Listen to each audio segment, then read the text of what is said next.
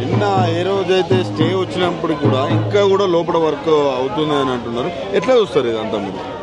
ఇది యాక్చువల్గా మాకు అర్థం కాని విషయం అండి. మేము ఇంకా కోర్టు స్టేతో ఇది కొంచెం ఆగుతుంది అని చాలా హోప్ఫుల్గా ఉన్నాం. నిన్న వచ్చిన వెంటనే చాలా ఆనందపడి మా వీసీ దగ్గరికి వెళ్ళి మనకి వచ్చింది, మనకి తరపునే వచ్చిందని చాలా ఆనందంగా సంబరాలు చేసుకుంటూ వెళ్ళి ఆయనకి చెప్పి పదండి వెళ్ళి పోలీసులకి చెప్దాము, మేము వెళ్తే డీటైన్ చేస్తున్నారు, మీరు వచ్చి చెప్పండి ఇట్లా వచ్చింది, మీకు ఎంతైనా బాధ్యత ఉంటుంది కదా అని బయటకు వచ్చి పిలిస్తే వాళ్ళు బయటకు రాని పరిస్థితి.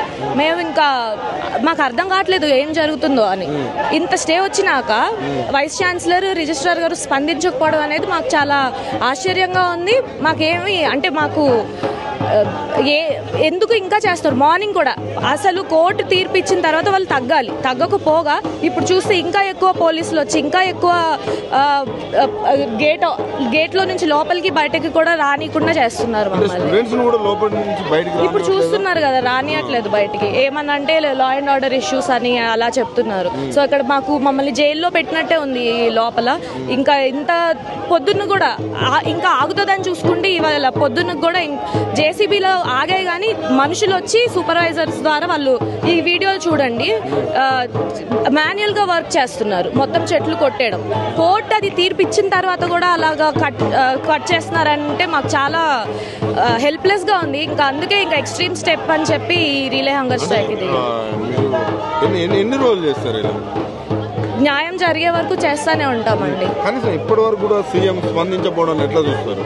అంటే కనీసము ఆ 400 ఎకరాల గురించి ఏదైతే అసెంబ్లీలో మాట్లాడింది తప్ప అసెంబ్లీలో కూడా అక్కడ మూగజీవులు ఏం లేవు, గుంటనక్కలు ఉన్నాయి, ఏదో రాజకీయ వ్యక్తులు ఆడ వాళ్ళ లాభం కోసం ఇదంతా చేస్తున్నారు తప్ప ఏం లేదంటున్నారు. ఆ తర్వాత ఎక్కడ కూడా మాట్లాడలేదు. ఎట్లా చూస్తారు ఇదంతా మీరు? దీన్ని అది అందరికి అర్థమవుతుందండి.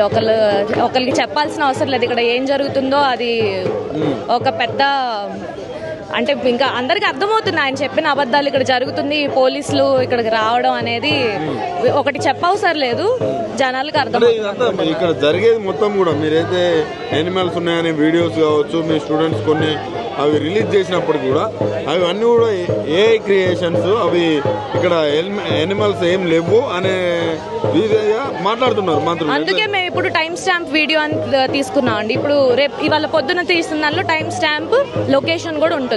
సో మేము దీన్ని అయితే ఎలా కంటెస్ట్ చేస్తారో చూస్తాము. ఈ రోజు మంచి విషయం ఏంటంటే సుప్రీంకోర్టు కూడా ఆర్డర్ చేసింది సోమోటో కాగ్నిజెన్స్ తీసుకుని ఈ విషయం మీద.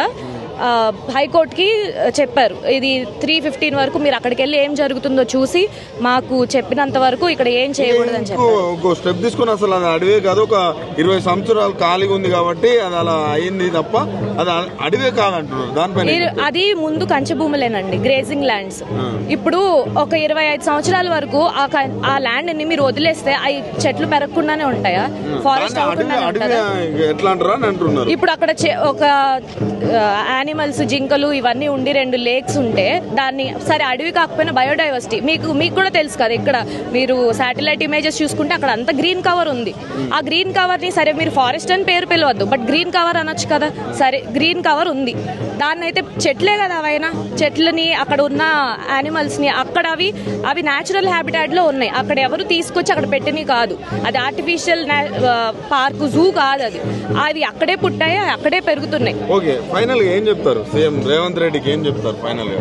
అర్జెంట్ గా పోలీసులందరినీ వెనక్కి తీసుకెళ్లాలి. జేసీబీ పనులు గానీ మాన్యువల్ వర్క్ గానీ అది తొందరగా ఆపిచ్చేసేయాలి. తొందరగా కాదు, ఇమీడియట్ ఎఫెక్ట్ తో ఆపించాలి.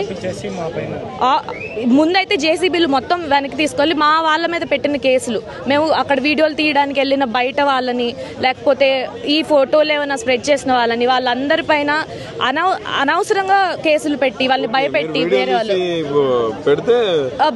కేసులు పెట్టి ఇంకా ఇప్పటికీ ఒకళ్ళిద్దరు అని తెలుస్తుందండి. ఆ రోజు